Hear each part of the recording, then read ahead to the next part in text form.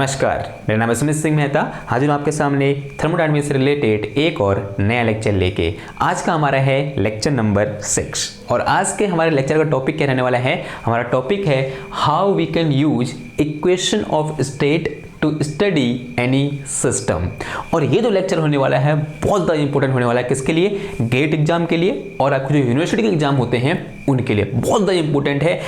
Equation of state से question आता है कहाँ? गेट में क्वेश्चन आता है, बहुत ज़्यादा इंपॉर्टेंट क्वेश्चन आता है। ओके, तो क्या करेंगे आज वहाँ पर किस टाइप के क्वेश्चन आते हैं उनको भी देखेंगे और जो यूनिवर्सिटी के लेवल में किस टाइप से क्वेश्चन पूछा जाएगा उनको भी हम क्या करेंगे यहाँ पर देखेंगे। वैसे आपको पता ही है कि अगर गेट में ये क्वेश्चन आएगा तो वहाँ पर 4 ऑप्शन दिए होंगे, एक ऑप्शन होगा टिक करना होगा। अगर यूनिवर्सिटी लेवल में क्वेश्चन आएगा या फिर आपको यूनिवर्सिटी जो एग्जाम होते हैं वहाँ क्वेश्चन आएगा तो वहाँ पर क्या होगा, आपको वो चीज़ प्रूफ करनी होगी, कोई एक पर्टिकुलर फॉर्मूला क्या करना होगा, प्रूफ करना होगा। ओके, और किसकी हेल्प से प्रूफ करना होगा?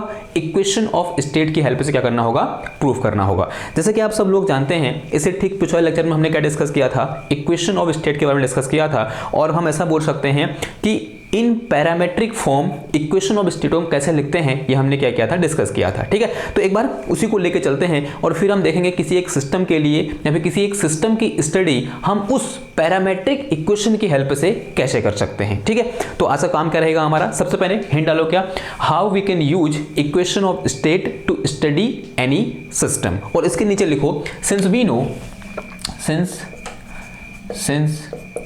We know equation of state in parametric form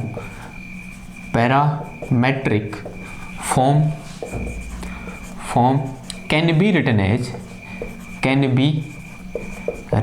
कैसे लिख सकते हैं आप बताओ? हमने कल ही लिखा था कि as a function of thermodynamic variable and thermodynamic variable are pressure, volume and temperature. तो phi is a function of pressure, volume and temperature and this is equal to 0। This is parametric equation of this is equation of state in parametric form for any thermodynamic system. Okay, और वो किसका function होगा? उस thermodynamic system के variable का क्या होगा? System होगा, जिनको हम स्टेट वेरिएबल बोलते हैं, यानी pressure, volume and temperature. Okay, इसके बारे में बहुत सारी चीजें हमने डिस्कस की थी कि हमने बोला था कि ये क्या होती है, सिंगल वैल्यूड फंक्शन होती है। और क्या बोला था हमने? ये बोला था कि यहाँ पर जो 3 वेरिएबल हैं, प्रेशर, वॉल्यूम और टेम्परेचर, इन तीनों में से 2 क्या होते हैं, इंडिपेंडेंट होते हैं और तीसरे को हम उन 2 की हेल्प से क्या कर सकते हैं, फाइंड कर सकते हैं। ऐसा हमने कल वाले लेक्चर में क्या कर रखा है, बहुत बेहतरीन तरीके से डिस्कस कर रखा है। नाउ अब हम क्या कर रहे हैं, now let us use this equation of state to study any system. Now we want to use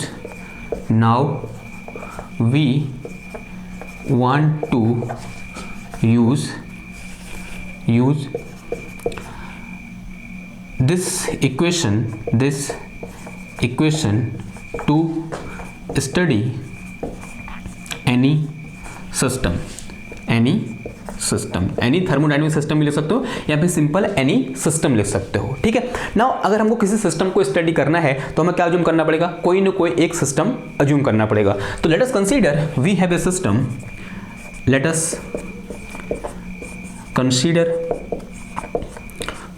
system, we have a system। और अगर आप मोर प्रिसाइसली बोलना चाहते हो तो स्पेसिफिक टाइप का सिस्टम ले लो, let us say that is our hydrostatic system. ठीक है, वो सिस्टम कौन सा है हमारे पास? हाइड्रोस्टैटिक सिस्टम है। ठीक है, तो ज़्यादा अच्छा लगेगा अगर आप ऐसा लिखोगे, तो आप खाली सिस्टम भी लिख के चलोगे तो सही है। ठीक है, या तो हाइड्रोस्टैटिक सिस्टम लिख दो। हाइड्रोस्टैटिक का मतलब फ्लूइड की बात हो रही है, वहां पर fluid in a static form है, फ्लूइड इन इक्विलिब्रियम की बात हो रही होगी, तो हाइड्रोस्टैटिक सिस्टम लिख दो। या फिर खाली कोई सिस्टम, कोई भी एक सिस्टम हमने ले लिया और हमने क्या करना है, हमने क्या बोला, let us consider we have a system and we want to no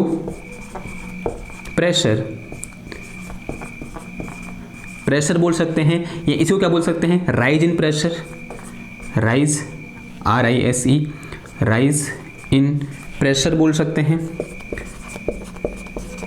और इसी को क्या बोल सकते हैं हम, चेंज इन प्रेशर बोल सकते हैं, change in pressure when we change temperature of system, we change temperature of system. Okay, हमने क्या ले लिया, एक सिस्टम ले लिया, उस सिस्टम के स्टडी करना चाह रहे हैं, उसके बारे में जानना चाह रहे हैं। और क्या जानना चाह रहे हैं कि जब हम क्या करेंगे, उसके टेम्परेचर को चेंज करेंगे तब उसका प्रेशर क्या होगा, या बोल सकते हैं उसके प्रेशर में कितना राइज होगा, या इसी को कैसे बोल सकते हैं हम कि उसका प्रेशर कितना चेंज होगा। ठीक है, सबका मतलब क्या होगा, सेम हुआ, अलग अलग तरीके से हम क्या कर सकते हैं, बोल सकते हैं। राइज इन प्रेशर, और यहाँ पे एंड में लिखो, और लिखो, और ऐसे स्लैश करके लिख दो, slash change in pressure when we change temperature of system. जब हम क्या करते हैं, सिस्टम के टेम्परेचर को चेंज करते हैं। ये क्या है, हमारा एम है, या बोलते हैं ये हमारी स्टडी है। ठीक है, सिस्टम की स्टडी करने का मतलब यहाँ पर हमारा क्या है, अभी सिस्टम की स्टडी कर रहे हैं, इसका मतलब हम उसके कितना टेम्परेचर कितना प्रेशर में चेंज हुआ ये निकालना चाह रहे हैं। ओके, ठीक है, तो अगर इसको मैं अगर इन शॉर्ट लिखूं तो हम क्या बोलेंगे, we want to calculation for, और इसी को पूरा क्या लिख सकता हूं मैं, we want to calculate pressure, यहाँ पे रहने दो, इतना ही बहुत है। ओके, नाउ इसका मतलब हमें क्या निकालना है, प्रेशर निकालना है। और प्रेशर निकालने हम जानते हैं, अगर उस सिस्टम की इक्वेशन ऑफ स्टेट किसका फंक्शन है, पी, भी और टी का फंक्शन है। और हमने ये पढ़ा था कि अगर मेरे को इन दोनों में से इन तीनों वेरिएबल में से कोई दो वेरिएबल पता हो तो तीसरा वेरिएबल हम उन दो की हेल्प से क्या कर सकते हैं, फाइंड कर सकते हैं। ठीक है, तो for pressure, so now for pressure, इसको इक्वेशन 1 बोल दो। Now for this system, for this system, for pressure P, for pressure P, equation 1 can be written as P equal to, यानी P is a function of, या फिर P as a function of volume and temperature, ऐसा लिखते हैं हम, answer आ जाए ऐसा लिखता है। और ये बात समझ में आई तो हाँ ही भरो, अगर हाँ बोलो, अगर ये बात समझ में आई कि हम, अगर मैं इस सिस्टम का प्रेशर निकालना चाहता हूँ तो प्रेशर किसका फंक्शन होगा, वॉल्यूम और टेम्परेचर का फंक्शन होगा। ये बात समझ में आई, ठीक है, because from the equation of state we can say that कि there are 3 variables and if 2 variables are known then third variable we can find easily in terms of first 2 variable. यानी अगर प्रेशर हमको निकालना है तो उसको हम volume और टेम्परेचर के टर्म में लिख सकते हैं। इसका मतलब यहाँ पर जो प्रेशर होगा, this pressure will B A function of volume and temperature. ये बात समझ में आई आपको, बहुत बेहतरीन से समझ में आई होगी, मुझे पता है। नाउ से इट इज समीकरण नंबर 1, इसे क्या बोल दो, समीकरण नंबर 2 बोल दो। अब एक बार सिचुएशन देखो, क्या स्टडी कर रहे हैं हम, rise in pressure, change in pressure और प्रेशर, यानी हम क्या निकालना चाह रहे हैं, चेंज निकालना चाह रहे हैं। तो अगर मैं क्या निकालना चाहूँ यहाँ पर, लेट मी कैलकुलेट, यहाँ पे let me write this equation for infinitesimal change in pressure. ठीक है, तो now for infinitesimal change in pressure, now for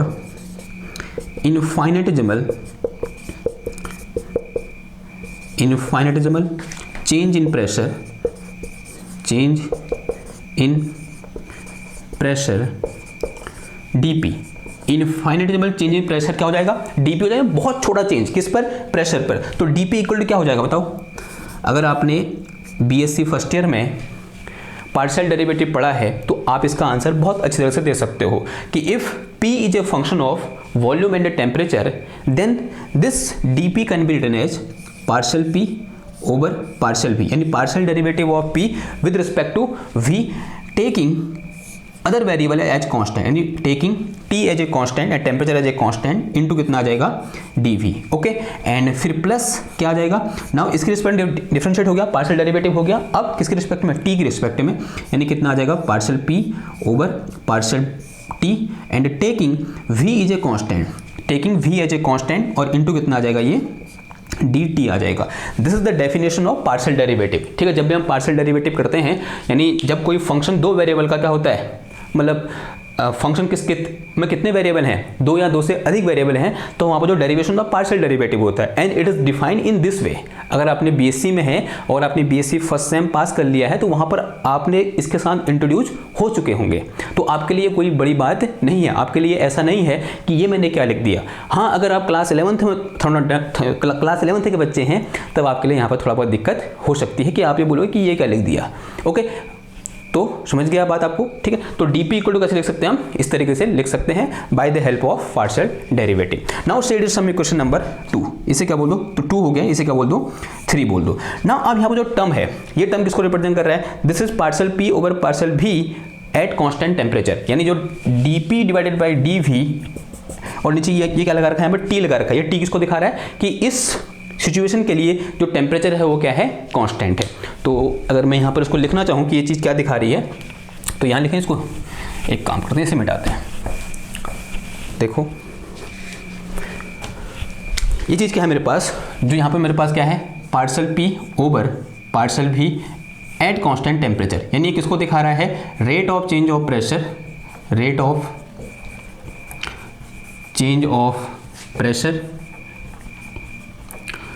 pressure at with volume, किसके साथ, with volume at constant temperature, at constant temperature. ऐसा हो रहा है नहीं हो रहा है, आंसर आज ही हो रहा है, because this T is for constant temperature, क्योंकि यहाँ पर सेकंड वेरिएबल का रखा है हमने, कांस्टेंट रखा। तो ये जो टर्म है यहाँ पर किसको दिखा रहा है, rate of change of pressure with volume at constant temperature को दिखा रहा है। और अब प्रेशर चेंज हो रहा है, यानी क्या हो रही है, कोई प्रोसेस हो रही है, और वो प्रोसेस कब हो रही है, जब टेम्परेचर क्या है, कांस्टेंट है। यानी ये जो टर्म है वो किसको दिखा रहा है, ऐसी प्रोसेस को दिखा रहा है जिसके लिए टेम्परेचर क्या है, कांस्टेंट है, and that process is known as isothermal process. यानी ये जो सिचुएशन है ये किसकी है, आइसोथर्मल, आइसोथर्मल प्रोसेस की है। कैसी प्रोसेस है ये, आइसोथर्मल प्रोसेस है। आई बात समझ में, ठीक है, बहुत सिंपल सी चीज़ है, बिकॉज टेम्परेचर इज कांस्टेंट। लेकिन अगर मैं किसकी बात करूँ, सेकंड टर्म की बात करूँ, तो सेकंड टर्म क्या है मेरे पास यहाँ पर, partial P over partial T at constant volume है। तो ये किसको दिखा रहा है, मेरा rate of change of pressure with respect to temperature at constant volume. आई बात समझ। तो इसको क्या लिख दोगे आप कि this represent rate of change of pressure with respect to, या फिर विद वॉल्यूम, या फिर sorry with temperature.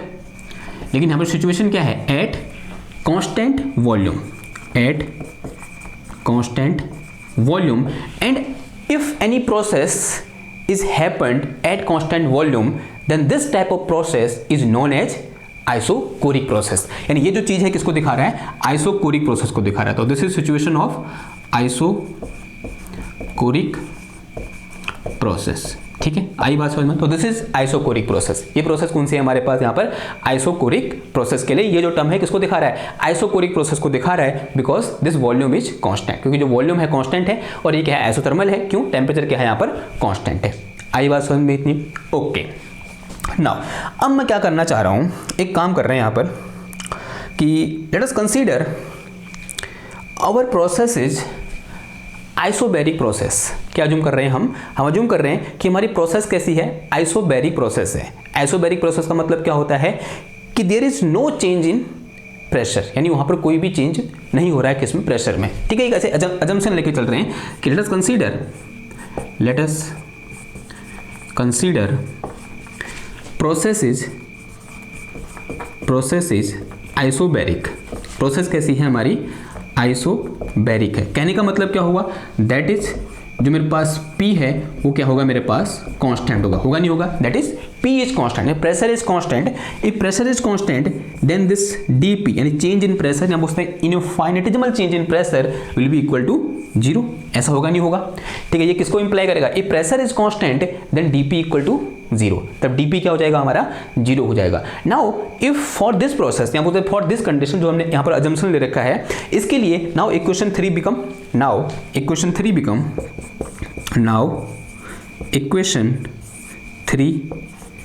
Becomes, equation 3 क्या बन जाएगी, देखो यहाँ पर ये क्या हो जाएगा, 0 हो जाएगा। तो मेरे पास क्या बचा यहाँ पर, ये बचा मेरे पास कितना, partial P over partial V at constant temperature, और इनटू कितना आ गया, ये dV आ गया, फिर प्लस कितना आ गया, ये आ गया मेरे पास कितना, partial P over partial T at constant volume, और इनटू कितना आ गया, ये dt आ गया। Now this is equal to 0। ये किसका हो जाएगा मेरे पास, 0 का हो जाएगा, because this dP equal to 0। ये किसके बराबर है मेरे पास, dP के बराबर है, ठीक है। ये बात समझ में आई आपको। नाउ अब देखो, अगर मैं यहाँ से क्या निकालना चाहूँ, थोड़ी देर के ऐसा बोलो, लेट मी टेक,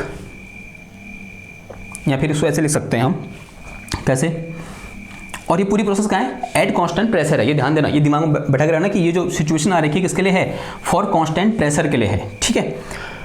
तो अगर मैं यहाँ पर ये बोलूँ कि दिस, अगर मैं dt को बाहर ले लूँ, लेटस जो dt है यहाँ पर, दिस dt, उसको अगर बाहर ले लूँ तो this will be equal to, क्या हो जाएगा, ये हो जाएगा मेरे पास कितना, partial p over partial v at constant temperature. और अगर ये dt यहाँ तो नहीं है तो यहाँ डिवाइड में आ जाएगा, तो ये कितना हो जाएगा मेरे पास, देखो ये क्या होगा, dv डिवाइडेड बाई dt होगा, नहीं होगा, लेकिन प्रोसेस कहाँ पर है, एट कांस्टेंट प्रेशर है, ठीक है या नहीं है। देखो हमने अज्यूम कर रखा है कि प्रेशर इज कांस्टेंट, यानी इक्वेशन आ रही है किसके लिए आ रखी है, कांस्टेंट प्रेशर के लिए आ रखी है। It mean our pressure is constant, यानी this v will be the function of pressure and temperature. ऐसा होगा, नहीं होगा, बिकॉज ये भी क्या है, एक थर्मोडायनेमिकल वेरिएबल है and it will depend upon pressure and temperature also, ठीक है। टेम्परेचर तो कर ही रहा है, लेकिन किस पर भी डिपेंड करेगा, प्रेशर भी डिपेंड करेगा। लेकिन हम कह रहे हैं कि हमारा प्रेशर क्या है, कांस्टेंट है। और जब हमारे पास कोई ये फंक्शन दो या दो से अधिक वेरिएबल का फंक्शन होता है, तब जब हम उसका डेरिवेटिव निकालते हैं तब वो कैसा डेरिवेटिव होता है, पार्शियल डेरिवेटिव होता है। तब यहाँ पर जो एक कंप्लीट डेरिवेटिव था, एक इसमें चेंज हो जाएगा, पार्शियल डेरिवेटिव में चेंज हो जाएगा। इसको मैं ऐसा लिख सकता हूँ, क्या, partial v over partial t at constant pressure, ये आ जाएगा, ठीक है। ये बात समझ में आई आपको, dv डिवाइडेड बाई dt आता, लेकिन यहाँ पर हुआ क्या, this v is a function of temperature and pressure both, but we are saying pressure is constant. इसका जो डेरिवेटिव आएगा यहाँ पर कौन सा वाला आएगा, पार्शियल डेरिवेटिव आएगा, और यहाँ पर किसको दिखा रहा है, कांस्टेंट प्रेशर को दिखा रहा है। एंड फिर प्लस कितना आ जाएगा यहाँ पर, प्लस ये आ गया मेरे पास कितना, partial p over partial t at constant volume and this bracket is close, this is equal to 0। Okay, ये बात समझ में आई। अगर ये बात समझ में आई, इस dt को तो ले जाओ, 0 हो जाएगा ये, तो मेरे पास कितना बचा है यहाँ पर, ये बच गया मेरे पास कितना, partial p upon partial t at constant temperature, और इनटू कितना आ गया ये, partial v upon partial t at constant pressure, फिर प्लस कितना आ गया ये आ गया मेरे पास कितना, partial p upon partial t at constant volume and this is equal to 0, this will be equal to 0। ये रिलेशन पूछा जाता है बहुत बार, ठीक है। आपको सिंपल ये बोल देगा कि this pressure is a function of volume and temperature, which of the following relation is correct. नीचे 4 रिलेशन दिए होंगे, उनमें से एक रिलेशन ये भी होगा। आपको किसमें टिक करना है, इसमें टिक करना है। कभी कभी आपको इस रिलेशन को मॉडिफाई करके दे सकता है। देखो कैसे मॉडिफाई करेगा, मॉडिफाई करने का मतलब यहाँ पर थोड़ा बहुत क्या कर देगा, वो रीअरेंजमेंट कर देगा। रीअरेंजमेंट कैसे करेगा, ये स्क्रीनशॉट लो फटाफट, ये स्क्रीनशॉट देखो, इधर लिख रहा हूँ मैं, जो रीअरेंजमेंट होगा वो कैसे होगा।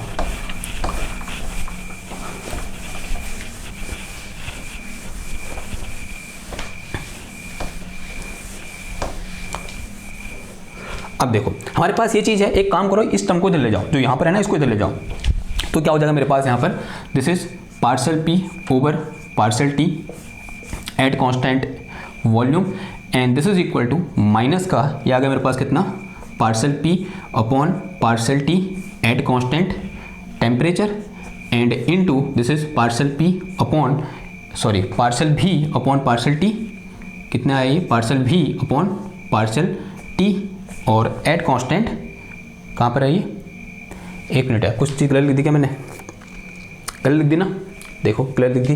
ये मेरे पास क्या है, यहाँ v है, तो ये भी यहाँ पर भी कितना है, क्या आएगा, v आएगा, ठीक है। यहाँ भी कितना आएगा, v आएगा, और ये भी कितना आएगा, v आएगा, ठीक है। ये चीज़ बहुत इंपॉर्टेंट है, ठीक है। ये कितना आएगा, v आएगा इधर पे, ठीक है, बिकॉज यहाँ भी था, ये v आया, ये v आया, ठीक है। और ये भी कितना होगा फिर यहाँ पर, अब v आएगा ये, ठीक। Partial p upon partial v into partial v upon partial t at constant, कहाँ पर है ये, प्रेशर पर है।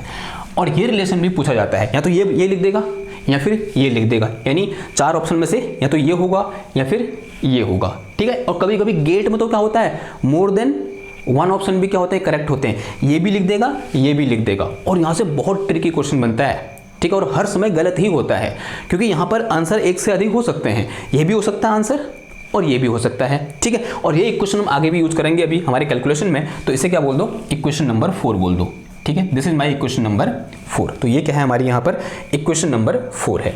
नाउ इसी इक्वेशन को कभी कभी ऐसे मॉडिफाई कर देता है, कैसे, देखो इस टर्म को इधर भेज दो, यानी इसको क्या लिख सकता हूँ मैं, देखो अगर मैं इसको इधर भेजूंगा तो यहाँ क्या बचेगा मेरे पास, 1 बचेगा, और ये dt ऊपर चला जाएगा, पार्शियल t ऊपर चला जाएगा और पार्शियल p नीचे आ जाएगा, ठीक है। तो ये हो जाएगा मेरे पास कितना, partial p upon partial v at constant temperature, इसको और करके लिखो ऐसे, एट कांस्टेंट टेम्परेचर, और इनटू कितना आया ये, this is partial v upon partial T eight constant pressure और फिर इनटू, इसको ऊपर ले गए तो कितना आ गया ये पार्शियल टी और अपॉन कितना आया partial P and at constant कहाँ पर हो जाएगा volume and this is equal to 1 और ये माइनस साइन भी है तो कितना हो जाएगा ये -1 और ये रिलेशन भी पूछा गया है। ठीक है, और आपको ऑप्शन में अगर गेट का एग्जाम होगा ऑप्शन में ये भी होगा, ये भी होगा और ये भी होगा, यानी तीनों होंगे और एक होगा नन ऑफ दीज। और मुझे पता है ना तो आप इसको टिक करोगे या इसको करोगे या इसको करोगे और ऊपर क्या लिखा होगा मोर देन 1 करेक्ट। ठीक है, आप यहाँ पर झांसा खा जाओगे। तो इस टाइप के क्वेश्चन यहाँ से पूछे जाते हैं, आपके दिमाग में ये चीज़ रहनी चाहिए। तो this is very very important relation. Okay, clear है बात? ठीक हो गया। Now this is my equation number 4। अब आप लोगों को फील आ रहा होगा, मतलब ऐसा अनुभव हो रहा होगा कि मैंने यहाँ पर इक्वेशन तो लिखा दी, क्या इनका कोई फिजिकल मीनिंग है भैया? कुछ दिखाती है हमको ये इक्वेशन, कुछ मतलब बताएंगी हमें। अब मैं क्या देना चाह रहा हूँ, जो आपको फील हो रहा है कि ये तो कुछ बता ही नहीं रही, खाली इक्वेशन है।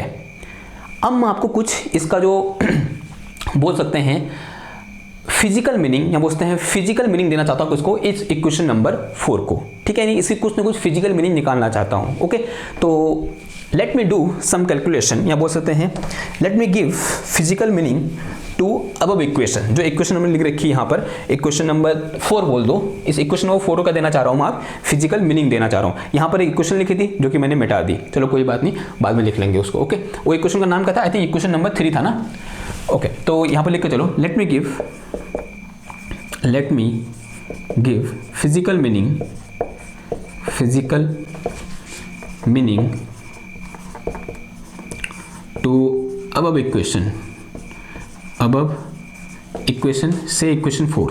ठीक है, इक्वेशन 4 भी हो सकती थी वो, और इक्वेशन नंबर जो पहले लिखी थी हमने कौन सी 3, वो भी हो सकती थी। ठीक है, आपने लिखी होगी, मैं तो मिटा दी। इक्वेशन 3 थी शायद ना, इक्वेशन 3 या 2 में से एक थी जिसमें ये जहाँ से आ रखा है। ओके, जिसमें डीपी था, जहाँ पर डीपी इक्वल टू 0 पुट किया उसकी बात हो रही है, यानी इक्वेशन नंबर 3 की बात हो रही है। ओके, अब देखो एक चीज़ हमने पढ़ी थी, अगर आपको क्लास 11 थोड़ा बहुत याद है तो क्लास 11 में हमने एक चीज़ पढ़ा था, कोफिशिएंट ऑफ वॉल्यूम एक्सपेंशन। जैसे बर्नौली थ्योरम खत्म होती है क्लास 11th में, उसके बाद जो चैप्टर आता है that chapter is thermal property of matter. वहां पर हमने एक चीज पढ़ी थी कि कोफिशिएंट ऑफ एक्सपेंशन या कोफिशिएंट ऑफ वॉल्यूम एक्सपेंशन, क्या चीज पढ़ी थी हमने वहां पर? कोफिशिएंट ऑफ वॉल्यूम एक्सपेंशन या इसी को हम क्या बोलते हैं? एक्सपेंसिविटी बोलते हैं। क्या बोल देते हैं? Expansivity and represented by alpha. किससे रिप्रेजेंट करते हैं हम इसको? अल्फा से रिप्रेजेंट करते हैं। होती क्या है ये होती है हमारे पास this alpha is equal to change in volume, यानी एक्सपेंशन हो रहा है। एक्सपेंशन होने का मतलब क्या हो रहा होगा? वहां पर कुछ ना कुछ चेंज इन वॉल्यूम हो रहा होगा। तो क्या होगा? Change in volume, it is that proportional to change in volume divided by initial volume and into change in temperature. जो वॉल्यूम में चेंज हो रहा है किसकी वजह से हो रखा है? टेम्परेचर की वजह से हो रखा है। ठीक है, चेंज इन टेम्परेचर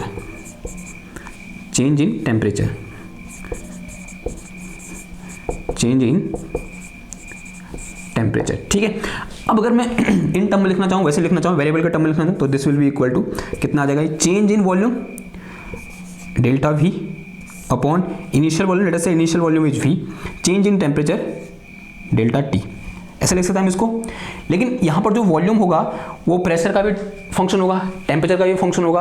तो अगर मैं इसको सिर्फ एक फंक्शन के साथ या फिर एक वेरिएबल के साथ चेंज दिखाना चाहता हूँ, then this will be converted into partial derivative. तो मेरे पास कितना आ जाएगा ये मेरे पास 1/v और इनटू कितना आ जाएगा ये partial V upon partial T at constant pressure, ऐसे कुछ आ जाएगा। ठीक है, तो आप इसे नहीं भी लिखोगे तो चलेगा। ये तो मैंने कैसे लिख रखा है आपको रेफरेंस देने के लिए। आप इसे नहीं भी लिखोगे फिर भी चलेगा, तो सीधे कौन सा लिख दो? ये वाला लिख दो। कौन सा वाला? इधर वाला, कि alpha equal to 1/v, this is partial V over partial T at constant pressure.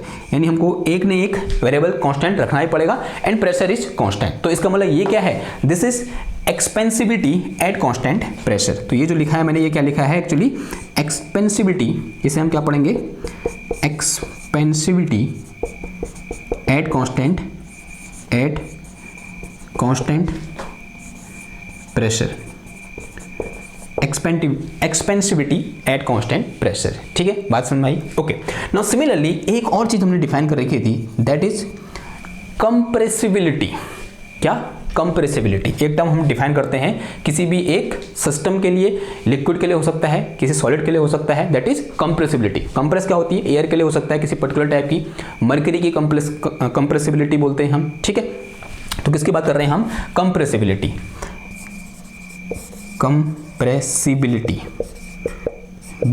And this compressibility is represented by beta.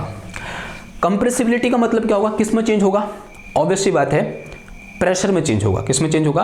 Pressure में चेंज होगा। और प्रेशर में चेंज किसके साथ होता है? ऑब्वियसली बात है, वॉल्यूम के साथ होता है। तो this compressibility beta is equal to change in volume, यानी 1/v, यानी ऐसा ही होगा, लेकिन यहां पर क्या आ जाएगा? Change in volume. और यहां क्या था? चेंज इन टेम्परेचर था, तो यहां क्या आ जाएगा? चेंज इन प्रेशर आ जाएगा। प्रेशर के साथ जो वॉल्यूम में क्या होगा? चेंज होगा, यानी क्या आ जाएगा? Partial v upon partial p and at constant temperature. अभी क्या आ जाएगा? At constant temperature. तो this is my compressibility at constant temperature. इसको हम कभी कभी आइसोथर्मल कंप्रेसिबिलिटी भी बोल देते हैं। क्या बोल देते हैं?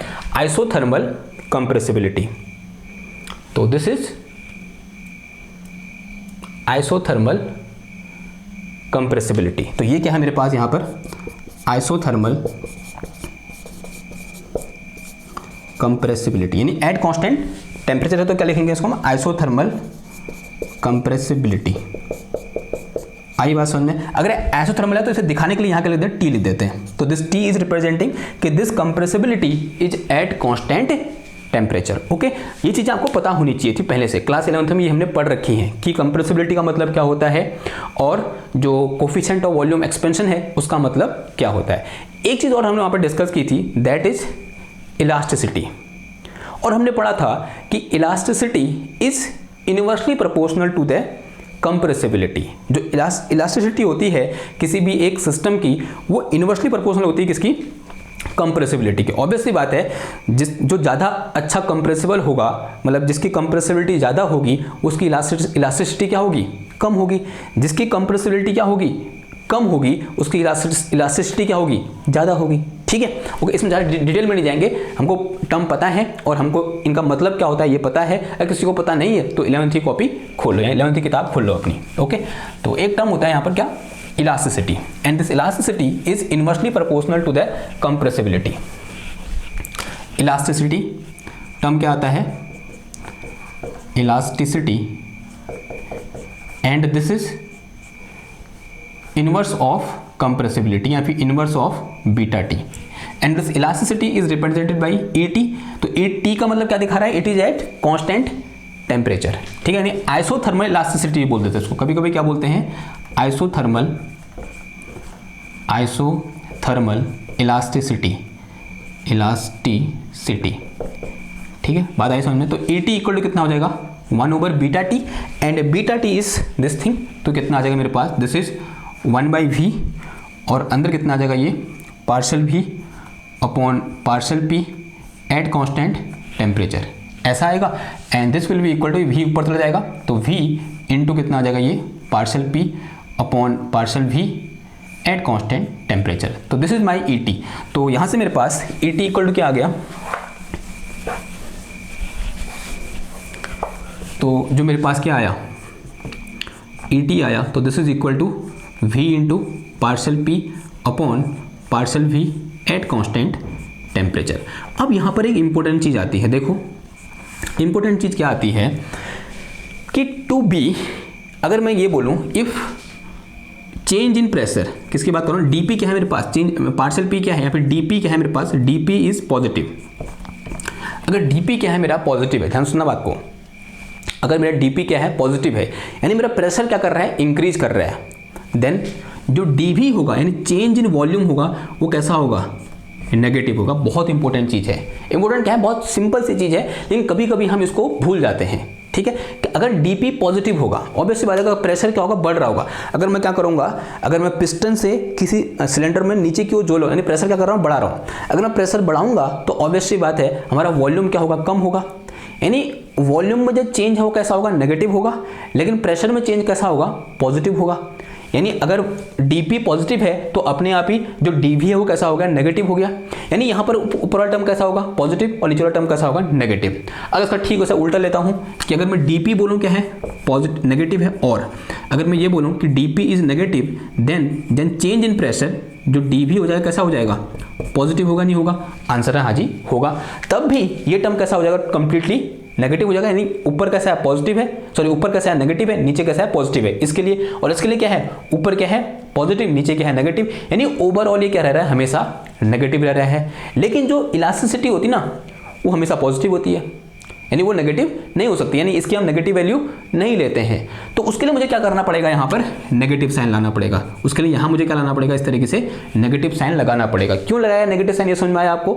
क्योंकि यहाँ पर क्या हो रहा था, ये टर्म क्या आ रहा है, नेगेटिव आ रहा था। आप कुछ भी कर लो ये टर्म हमेशा कैसा आएगा, नेगेटिव आएगा। अगर चेंज इन प्रेशर होगा वॉल्यूम के साथ तो ये टर्म हमेशा कैसा होगा, नेगेटिव होगा। और इस नेगेटिव टर्म को नेग्लेक्ट करने के लिए हम बोल सकते हैं, इसके इफेक्ट को यहाँ से हटाने के लिए मुझे यहाँ पर क्या लगाना पड़ा, ये नेगेटिव साइन लगाना पड़ा। अगर यहाँ नेगेटिव साइन आएगा तो ऑब्वियसली बात है यहाँ भी क्या आएगा, नेगेटिव साइन है। तभी ये नेगेटिव साइन यहाँ से होते हुए कहाँ पहुँचा है, इधर पहुँचा है। अब सही है बात, ठीक है, बात आई समझ में?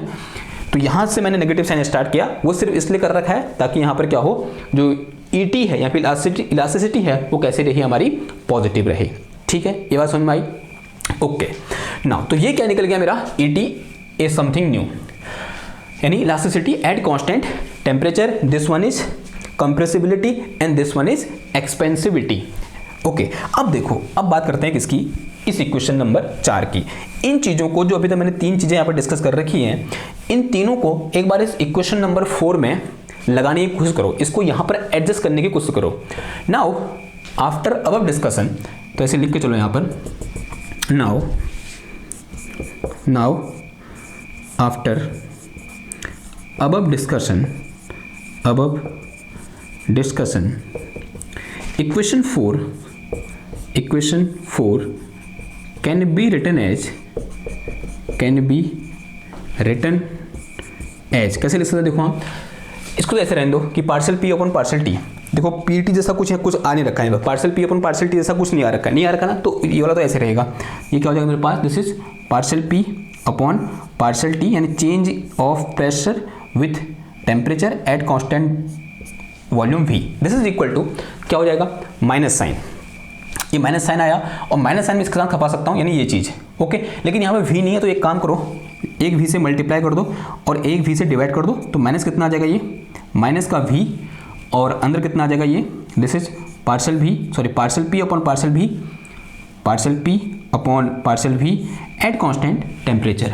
ठीक है, ऐसा लिख सकता हूँ मैं, इसको नहीं लिख सकता हूँ। देखो V से V कैंसिल हो जाएगा और ये माइनस वाला अंदर ले लिया मैंने, एंड इसको ऐसे बंद कर दो, इसको ऐसे बंद किया, और दिस इज 1 अपॉन V, और इसको ऐसे रहने दो, this is partial V upon partial T at constant pressure. ऐसा कुछ हुआ। अब इसको देखो, इस टर्म को देखो जो ये बड़े ब्रैकेट के अंदर है, ये क्या है मेरे पास, ET है या नहीं है, तो this whole thing is ET। तो ये चीज़ क्या है मेरे पास, ET है। तो partial P upon partial T at constant volume, this is equal to ET। ये क्या निकल गया मेरे, इलास्टिसिटी एट कांस्टेंट टेम्परेचर निकल गया।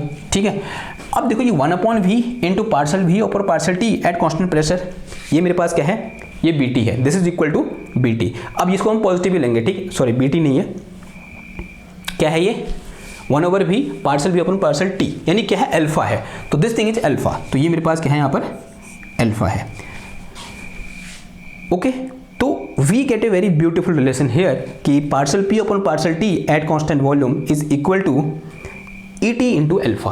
क्या निकल के आया, ये ET इंटू अल्फा निकल के आया। And now set is some equation number 5, इसे क्या बोल दो, समीकरण नंबर 5 बोल दो। ठीक है, कोई दिक्कत है अभी तक यहाँ पर? आई थिंक कोई दिक्कत नहीं होनी चाहिए। अब देखो ये इक्वेशन को क्या दिखा रही है, ये इक्वेशन हमें दिखा रही है कि जब भी किसी सिस्टम के, देखो ध्यान से ना, इक्वेशन को पढ़ने की ट्राई करो कि इक्वेशन को बता क्या रही है। इक्वेशन कह रही है जब भी किसी सिस्टम के प्रेशर में चेंज होगा, किसके साथ, टेम्परेचर के साथ, और हमने वॉल्यूम को फिक्स कर रखा है। प्रेशर में क्या हो रहा है, टेम्परेचर, प्रेशर में क्या हो रहा है, चेंज हो रहा है, कब, किसके साथ, टेम्परेचर के साथ, तब वो किस पर डिपेंड करेगा, वो इलास्टिसिटी और एक्सपेंसिबिलिटी पर क्या करेगा, डिपेंड करेगा। अगर इलास्टिसिटी और एक्सपेंसिबिलिटी की वैल्यू ज़्यादा होगी तो चेंज इन प्रेशर क्या होगा, ज़्यादा होगा। अगर इलास्टिसिटी और एक्सपेंसिबिलिटी की वैल्यू कम होगी तो चेंज इन टेम्परेचर क्या होगा, सॉरी चेंज इन प्रेशर क्या होगा हमारा, कम होगा। ठीक है, आ रही बात समझ में, दोनों कैसे रिलेशन है, प्रोपोर्शनल रिलेशन है। तो इसके नीचे लिख कर चलो, this equation tells us, this equation tells us change in pressure, change in pressure with temperature is more when isothermal elasticity and compressibility, extensivity are large। ठीक है, ये बात समझ में आई आपको। यानी जब इनकी वैल्यू ज़्यादा होगी तो ऑब्वियसली बात है जो चेंज इन प्रेशर होगा वो भी क्या होगा हमारा, ज़्यादा होगा। ओके, बात है समझ में ना। एक इंपॉर्टेंट चीज़ ये है कि ये जो पूरी प्रोसेस है, ये जो इक्वेशन है वो किसके लिए है बताओ, ये इक्वेशन है व्हेन वॉल्यूम इज कांस्टेंट, जब वॉल्यूम क्या है हमारा, कांस्टेंट है। यानी ये कैसी प्रोसेस है, एक आइसोकोरिक प्रोसेस है। यानी this thing is for isochoric process. तो फॉर, और यहाँ पर लिख के चलेंगे, और ये सिचुएशन किसके लिए है, आइसोकोरिक प्रोसेस के लिए। And for, this is for isochoric process, इसे ऐसे लिखो यहाँ पर, this is for isochoric process, this is for isochoric process.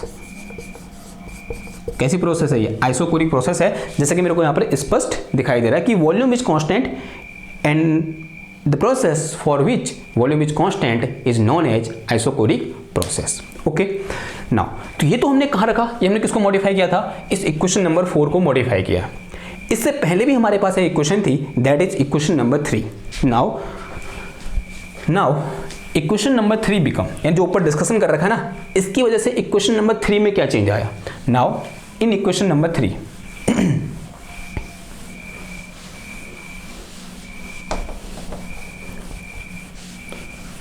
इसे मिटा दूं मैं ऊपर का, आपने स्क्रीनशॉट ले लिया होगा ना। चलो, नाउ इन इक्वेशन 3, अरे यार यहाँ पर कुछ था मिटा दिया मैंने। नाउ इन इक्वेशन 3, इक्वेशन 3 क्या था अगर आपको याद है, आई थिंक कुछ ऐसा था कि dp equal to P is a function of volume and temperature. तो dp इक्वल टू क्या आ जाएगा, partial p upon partial v at constant temperature and into D भी, फिर प्लस कितना आ जाएगा ये, partial p upon partial t at constant volume और इंटू कितना आ जाएगा ये, dt आ जाएगा। ऐसा था कुछ, ठीक है। This is my first equation. ये क्या थी हमारी फर्स्ट इक्वेशन थी या नहीं थी, आंसर आ जी थी। ओके, अगर ऐसा था तो ये जो चीज़ है इसकी वैल्यू अभी फाइंड कर रखी है हमने, कितनी है मेरे पास, et इंटू एल्फा है। अब इसकी वैल्यू क्या होगी, इसे थोड़ा मॉडिफाई करते हैं।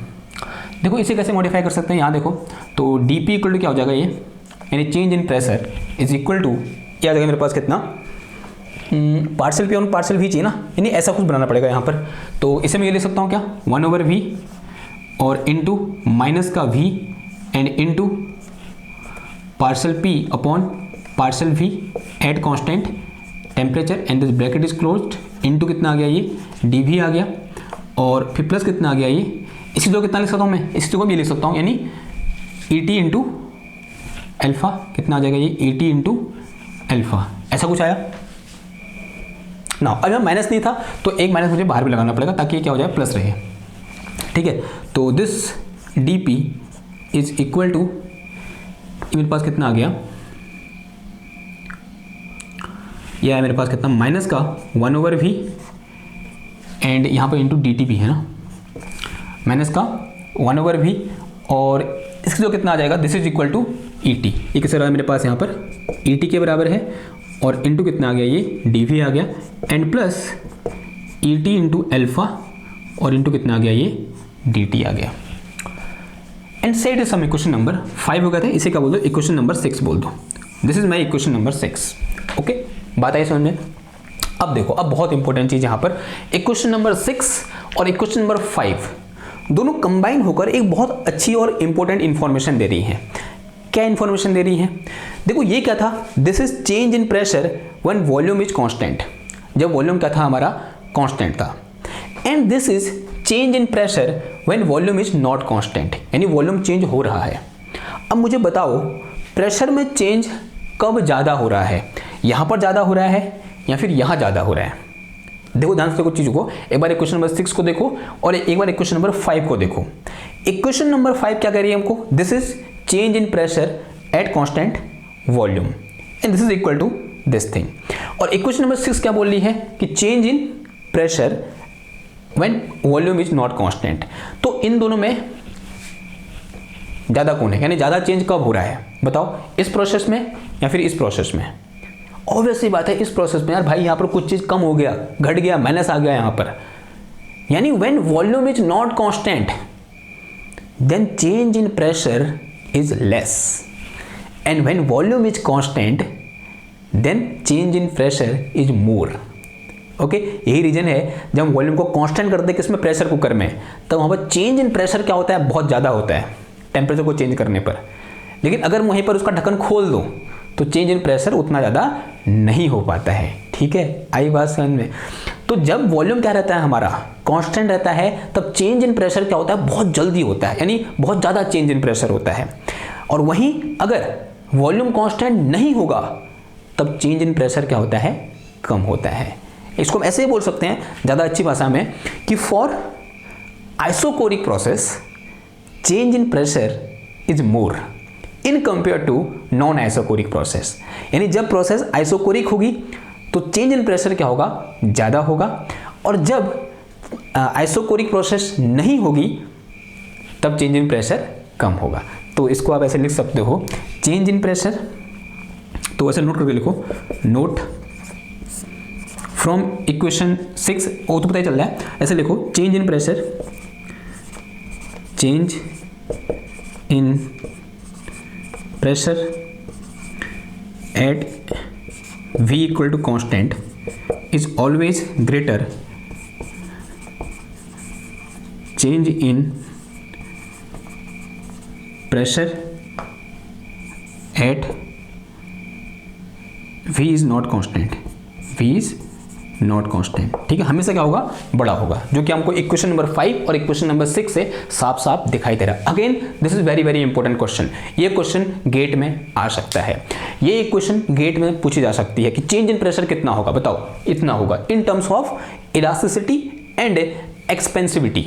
ठीक है, एक्सपेंसिविटी और इलास्टिसिटी के टर्म में जो चेंज इन प्रेशर है उसको हम इस इक्वेशन से क्या करेंगे, रिप्रेजेंट करेंगे। ठीक है, और at constant pressure, sorry eight constant volume, वो इक्वेशन क्या हो जाएगा, ये हो जाएगा। ठीक, ओके।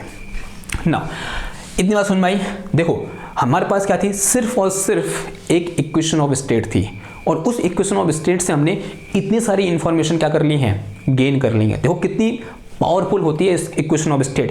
यानी अगर मेरे पास इक्वेशन ऑफ स्टेट है ना, मैं लगभग सब कुछ बता सकता हूँ उस थर्मोडायनेमिक सिस्टम के बारे में, लगभग क्या सभी कुछ बता सकता हूँ। ओके, बात आई समझ में? तो कुछ चीज़ें आपको यहाँ पर झलकी, उसकी ताकत की झलकियाँ आपको यहाँ पर देखने को मिल रही होंगी। अभी तो बहुत कुछ अभी हमें क्या करना है, आगे देखना है। ओके, इसे मिटाऊँ मैं, देखो आगे बढ़ते हैं, बात करते हैं एट कांस्टेंट वॉल्यूम। हम किसकी बात कर रहे थे, एट कांस्टेंट वॉल्यूम की बात कर रहे थे। तो एट कांस्टेंट वॉल्यूम जो इक्वेशन नंबर 6 है वो कैसे मॉडिफाई हो जाएगी, देखो at constant volume equation 6 become, now ऐसे करके लिखो, for isochoric process, for isochoric process, कहने का मतलब क्या हुआ, that is V equal to constant. अगर V इक्वल टू कांस्टेंट है, दिस इंप्लाइज दैट कि this change in volume will equal to 0। Now equation 6 become, now equation 6 becomes, क्या बन जाएगा, देखो equation number 6, this term will be equal to 0। तो यहाँ से मेरे पास जो dp आ जाएगा वो कितना आ जाएगा मेरे पास, this is equal to et into alpha into T. ठीक है, आई बात समझ में? And this is at constant volume. अगर मैं इस इक्वेशन को पढ़ूँ, कैसे पढ़ूंगा मैं, कि this equation tells us infinitesimal change in pressure when change in temperature is infinitesimal at constant volume, यानी कांस्टेंट वॉल्यूम पर टेम्परेचर को इनफाइनिटेसिमली चेंज करने पर जो प्रेशर में कितना चेंज आएगा, डीपी चेंज आएगा। ठीक है, अगर मेरे पास यहाँ पर जो चेंज इन प्रेशर है वो कैसा हो, फाइनाइट हो। For finite change in pressure, for finite change in pressure, change in pressure from P1 to P2, from P1 to P2, when temperature change, when temperature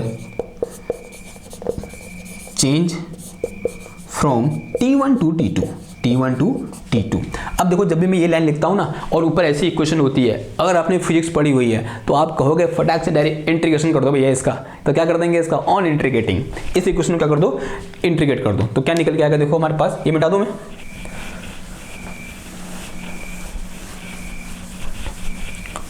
तो on integrating what we get, देखो तो on integrating, तो ये क्या आ जाएगा मेरे पास, on integrating we get integration of dp from pressure P1 to P2 and this is equal to क्या हो जाएगा ये integration, this is ET into alpha into dt at from temperature T1 to T2 and here we are assuming this ET is constant because and we are assuming that कि for small range, ऐसे ऐसे बोलो इसको कि for small range कि this ET and alpha are independent from temperature, ये temperature पर depend नहीं कर रहे हैं फॉर स्मॉल रेंज। ठीक है, हो सकता है लार्ज रेंज पर ये क्या करें, टेम्परेचर पर डिपेंड करें, लेकिन for small range this ET and alpha both are independent from temperature, it mean we can take them out from this integration. तो क्या आ जाएगा यहाँ मेरे पास, तो इसका इंटीग्रेशन क्या हो जाएगा, P हो जाएगा, तो this is from P1 to P2 and the both will be come out from the integration, तो ET इंटू अल्फा, इसका dt का इंटीग्रेशन क्या हो जाएगा, t, या फिर इसको लिख लो क्या हो जाएगा, T1 से T2 and this one is dt, तो इसे मिटाऊं मैं, ओके देखो क्या हो जाएगा, रखो पहले अपर लिमिट फिर लोअर लिमिट, यानी क्या आ जाएगा ये P2 minus P1 and this is equal to ET into alpha T2 minus T1। Okay देखो जो पहले फर्स्ट उन्होंने लाइन लिखी थी ना, उस लाइन इसी के लिए लिखी थी हमने कि हम क्या करना चाह रहे हैं, हमारे पास कोई सिस्टम है, हम देखना चाह रहे हैं कि उस सिस्टम का प्रेशर टेम्परेचर के साथ किस तरीके से चेंज होता है eight constant volume. I think वहाँ पर हमने एट कांस्टेंट वॉल्यूम नहीं लिखा था, लेकिन होते करते हमको समझ में आ गया कि ये किसके लिए हमारे पास एट कांस्टेंट वॉल्यूम के लिए है, ऑब्वियसली बात यहाँ से पता चला। तो फॉर एट कांस्टेंट वॉल्यूम कि अगर मैं किसी सिस्टम के टेम्परेचर को चेंज करता हूँ तो उसके प्रेशर में किस तरीके से चेंज आएगा, ये इक्वेशन क्या कर रही है, रिप्रेजेंट कर रही है। और ये इक्वेशन किसकी हेल्प से ड्राइव करी हमने, इक्वेशन ऑफ स्टेट की हेल्प से क्या करी, ड्राइव करी। ठीक है, ये हमको ये बता सकते हैं कि हमको इनिशियल टेम्परेचर पता हो, फाइनल टेम्परेचर क्या, सॉरी इनिशियल प्रेशर पता हो, तो फाइनल प्रेशर क्या कर सकते हैं हम यहाँ से बहुत आसानी से फाइंड कर सकते हैं। ठीक है, तो this is a very very important relation which come out from the equation of state. वो भी किस फॉर्म से निकाला हमने, उसके पैरामेट्रिक फॉर्म से निकाला है। हमको उसकी एक्चुअल इक्वेशन पता नहीं थी उस सिस्टम की, हमको क्या पता था, सिर्फ और सिर्फ पैरामेट्रिक इक्वेशन पता थी, या पैरामेट्रिक इक्वेशन ऑफ स्टेट पता थी, और उसी से हमने क्या निकाल दिया, इतनी सारी चीजें यहाँ पर कैलकुलेट कर ली। ठीक है, तो इसे क्या बोल दो, सम इक्वेशन नंबर 6 हो गया था, इसे क्या बोल दो, समीकरण नंबर 7 बोल दो। अब आपके काम क्या है, इन सबको क्या करना है, आपको याद रखना है। ठीक है, बहुत जरूर से क्या रखना है, याद रखना, अगर भूले तो फिर गड़बड़ हो सकती है। नाउ अब हमारा काम क्या है, इन सब की पावर को देखना। ये तो हमने फॉर्मुलेशन कर दिया, अब क्या करेंगे, हम इससे रिलेटेड क्वेश्चन करेंगे, और जो क्वेश्चन होंगे ना वो बहुत ज़्यादा इंपॉर्टेंट होंगे भैया। उन क्वेश्चन को आप अंडर एस्टिमेट नहीं कर सकते। उस टाइप के क्वेश्चन, पहले तो ये ऐसे क्वेश्चन यानी इस टाइप के इक्वेशन के फॉर्म में क्वेश्चन पूछे जाते हैं, और दूसरा क्वेश्चन पूछे जाते हैं एज ए न्यूमेरिकल। और अगर आपने ये सब चीज़ें नहीं पढ़ी होंगी ना, और आप उन न्यूमेरिकल को पढ़ोगे, मैं सच बोल रहा हूँ, आप कहोगे ये क्या हो रहा है। लेकिन अगर आपने अब ये सब कुछ पढ़ लिया, और अब मैं आपको कोई एक क्वेश्चन दूँ, एक न्यूमेरिकल दूँ, जो कि गेट में या फिर आपके यूनिवर्सिटी एग्जाम में पूछा जाएगा, तो आप उसको ऐसे चुटकी बजाते हुए क्या कर लोगे, सॉल्व कर लोगे। लेकिन इसको पढ़े बिना तो बिल्कुल नहीं। ठीक है, तो क्या करें, क्वेश्चन में जाएं। ठीक है, तो ये नोट करो आप, इसका स्क्रीनशॉट लो, फिर क्या करते हैं, एक एक करके क्वेश्चंस देखते हैं।